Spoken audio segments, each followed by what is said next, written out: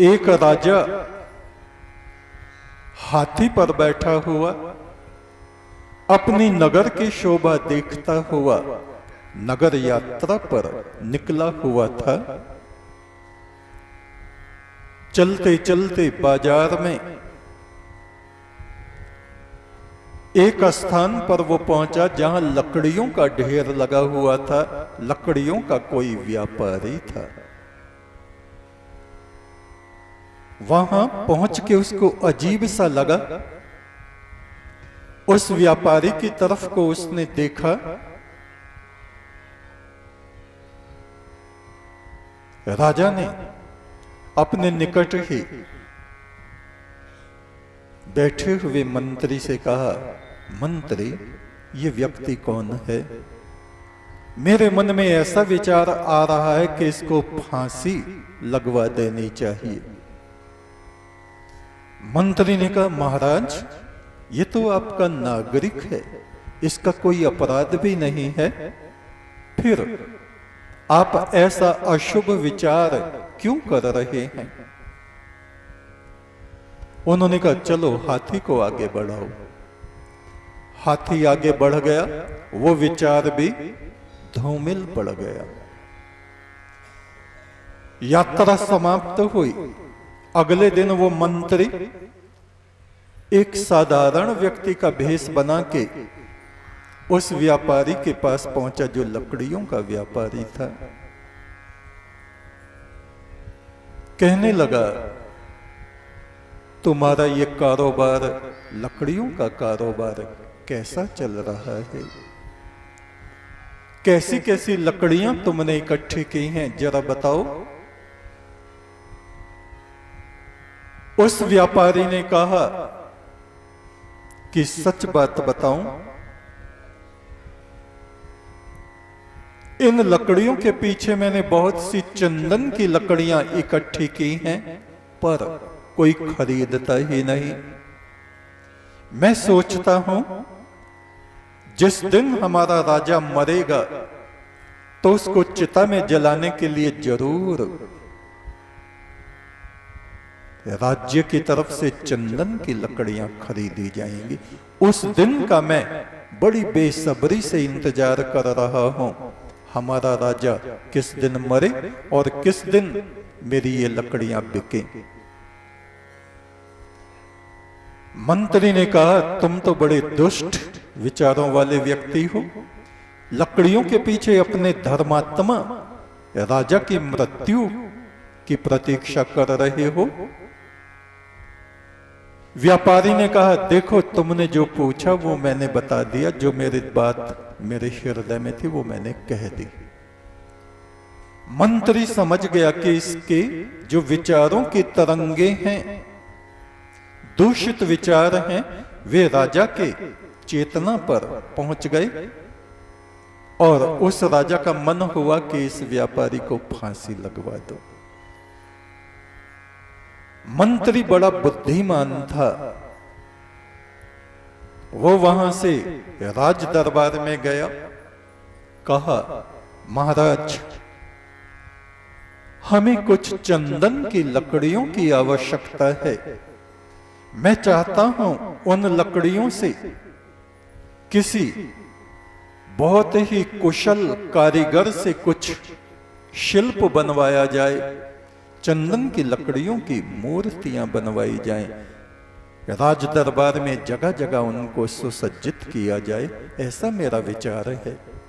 राजा ने कहा, उचित है, बहुत अच्छा है, आप मंगाइए, जहां चंदन मिले आप मंगाओ।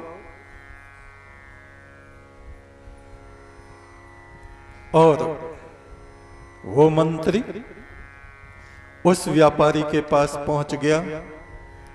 लो, राजा के बिना मरे ही मैं तुम्हारी सारी लकड़ियां खरीद रहा हूं। मैं राजा का मंत्री हूं। वो व्यापारी घबरा गया। मंत्री ने कहा, तुम्हें घबराने की जरूरत नहीं है, केवल अपने विचारों का शोधन करो। हमारे विचार ही हमारे कर्म होते हैं। जैसा हम सोचते रहते हैं वे विचार परिपक्व हो जाते हैं। परिपक्व होने पर वे विचार फलीभूत होने लगते हैं।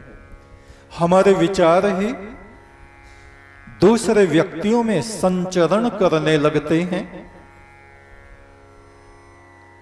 एक मौन बैठा हुआ साधु जो ब्रह्म का चिंतन करता है, परमात्मा का चिंतन करता है, उसके निकट आने वाले लोग अपने आप उन विचारों की तरंगों के कारण शांत हो जाते हैं। उनका मन उस परमात्मा की तरफ को उठने लगता है, ऊर्ध्वगामी बनने लगता है। जिन व्यक्तियों में बड़ा क्रोध होता है, जिनके विचार बड़े दुष्टता से भरे हुए होते हैं, उनके पास में आप जाइए, आपका मन अशांत होने लगेगा। सोचेंगे जल्दी से जल्दी इस आदमी के पास से हम चलें, उठें। उसके विचार हमें प्रभावित करते हैं। हमारे जो भी विचार होते हैं हमारे शरीर के चारों तरफ एक आभा मंडल बना लेते हैं। दूषित विचारों से काले रंग का एक घेरा हमारे चारों तरफ बन जाता है, धुंध जैसा। और पवित्र विचारों से, ब्रह्म विचारों से एक प्रभा मंडल, चंद्रमा की किरणों जैसी किरणें हमारे मस्तक और शरीर के चारों तरफ तरंगित होती रहती हैं, जो दूसरों को प्रभावित करती रहती हैं। शुभ कर्मों की साधना से मिले स्वर्ग के बाग। ये नहीं कि हम उड़ के कहीं स्वर्ग में चले जाएं और वहां बागों में घूम रहे। ये पृथ्वी ही हमारे लिए स्वर्ग जैसी बन जाती है। साधारण वृक्ष ही हमारे लिए कल्प वृक्ष जैसे बन जाते हैं। कब? जब हमारे विचार ब्रह्म विचारों में स्थित होते हैं, जब हमारे विचार पवित्रता को धारण करते हैं, तब शुभ कर्मों की साधना से मिले स्वर्ग के बाग। देवों जैसे मित्र मिले, उपजे सुख अगाध। स्वर्ग में जैसे देवता मिलते हैं, जब हमारे विचार निर्मल हो जाते हैं, पवित्र हो जाते हैं, तो हमें देवताओं जैसे पुरुष, उनकी मैत्री, उनकी मित्रता हमें प्राप्त होने लगती है। हमारे अंदर जब ब्रह्म सत्ता का अमृत फूटने लगता है, जब हम स्वम अंगी रस बन जाते हैं, हमारा अंग अंग उस प्रभु परमात्मा की भक्ति से, उसके प्रेम से, उसकी मिठास से छलकने लगता है, जब हमारा हृदय, तो हमारे निकट देवताओं जैसी आत्मा वाले मनुष्य स्वतः खिंच खिंच के आने लगते हैं। शुभ कर्मों की साधना से मिले स्वर्ग के बाग। देवों जैसे मित्र मिले, उपजे सुख अगाध।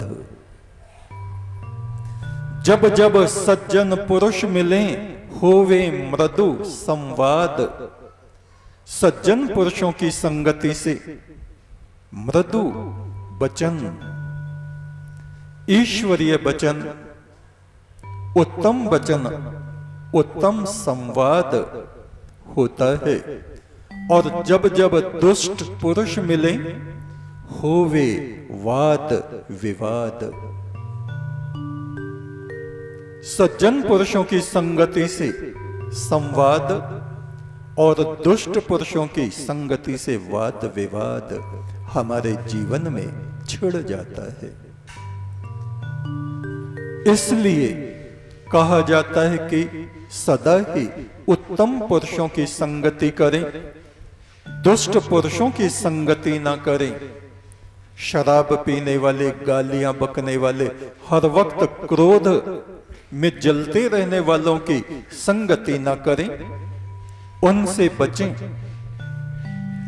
दुष्ट का संग मत दीजे विधाता, इससे भला नरक का बासा।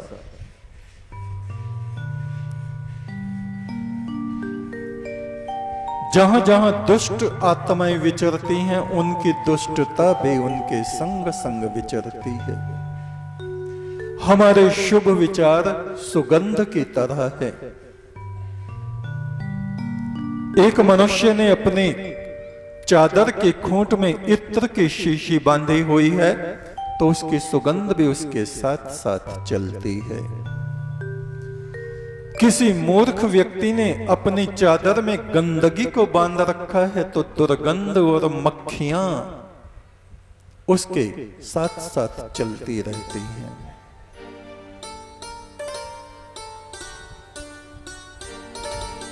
और इस गुरु तत्व का अंतिम पद कूट पद है। कूट पद ऐसे होते हैं जिनमें कहा कुछ जाता है और समझ में कुछ और आता है। उसको आप ध्यान से सुने। उन कूट पदों की जब तक व्याख्या न की जाए, तब तक मनुष्य भ्रमित रहता है। ये कूट पद क्या है? पाप करे से मिले पार ब्रह्म, कूट पद है। जल्दी से समझ में आने वाला नहीं है। पाप करे से मिले पार ब्रह्म, पाप करें ऋषि मुनि साध। फुल संदेह वाले बाबा कहें तुम पाप करो दिन रात। ये कूट पद है, कूट। इसमें शब्दों में रहस्य छुपा होता है। पाप करे से मिले पार ब्रह्म। अब इसको सही से समझिए। पकड़े से एक साथ पढ़ते हैं तो कहेंगे पाप करे से। पा माने चरण, गुरु के चरण पकड़ने से। पकड़े से, पा अलग, पकड़े से मिले पार ब्रह्म। गुरु के चरण जब हम पकड़ते हैं, गुरु की शरण में जब हम जाते हैं, तो उस परम ब्रह्म का द्वार हमारे लिए खुलता है।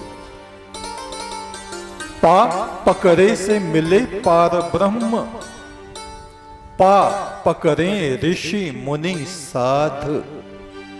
देवता हो, ऋषि मुनि हो, सिद्ध हो, कोई भी हो, बिना गुरु के पैर पकड़े, बिना गुरु के चरणों में नतमस्तक हुए उस परम ब्रह्म का उजाला, अमृत किसी को प्राप्त ही नहीं होता। पकड़े से मिले पार ब्रह्म, पकड़े ऋषि मुनि साध। फुल संदेह वाले बाबा कहें तुम पा माने पैर, पकड़ो दिन रात। सतगुरु के चरणों को रात दिन वंदन करो, नमन करो, जिससे हमारी आत्मा में प्रकाश हो जाए, उजाला हो जाए।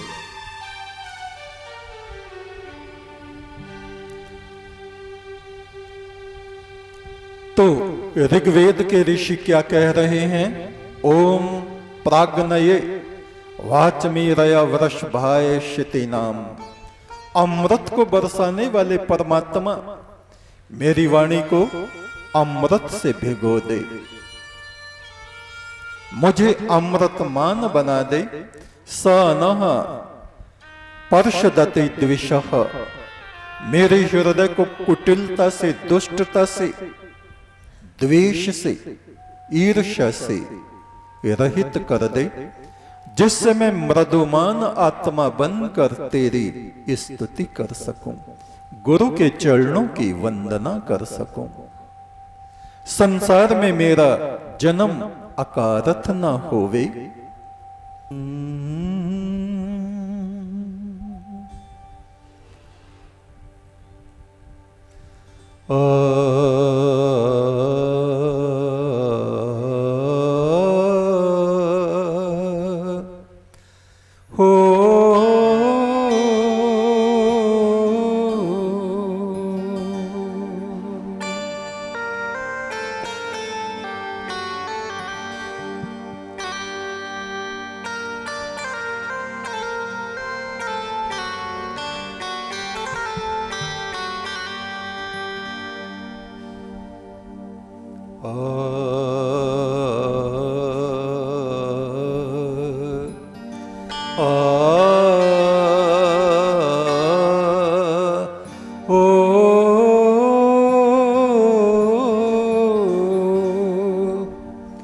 ओम गुरुर्ब्रह्मा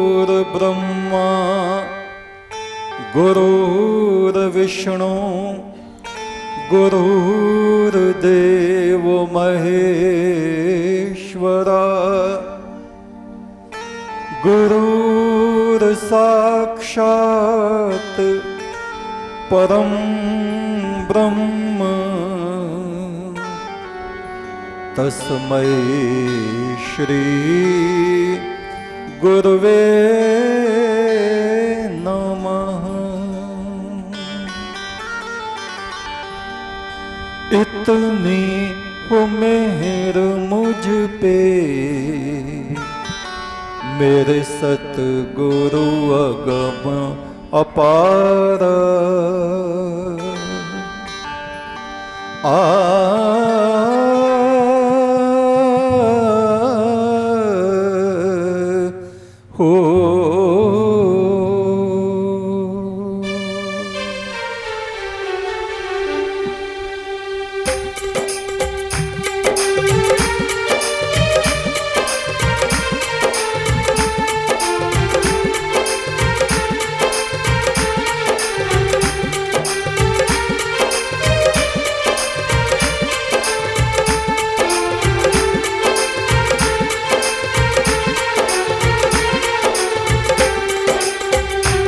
इतनी हो मेहर मुझ पे मेरे सतगुरु अगम अपार।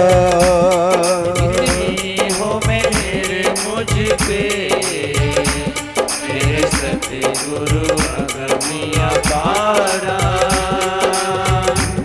इतनी हो मेहर मुझ पे मेरे सतगुरु अगम अपारा। इतनी हो मेहर मुझ पे मेरे सतगुरु अगम अपार। जब भी करूं मैं आराधना होवे तन मन में उजियारा। जब भी करूं मैं आराधना होवे तन मन में उजियारा। इतनी तो मेहर मुझ पे मेरे सतगुरु अगम अपारा। इतनी हो मेहर मुझ पे मेरे सतगुरु अगम अपारा। जब भी करूं मैं आराधना होवे तन मन में उजियारा। जब भी करूं मैं